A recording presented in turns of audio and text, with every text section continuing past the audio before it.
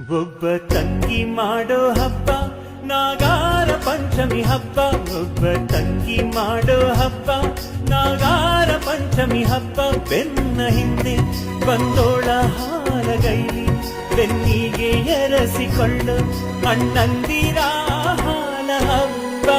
ಒಬ್ಬ ತಂಗಿ ಮಾಡೋ ಹಬ್ಬ ನಾಗಾರ ಪಂಚಮಿ ಹಬ್ಬ. ಒಬ್ಬ ತಂಗಿ ಮಾಡೋ ಹಬ್ಬ ನಾಗಾರ ಪಂಚಮಿ ಹಬ್ಬ.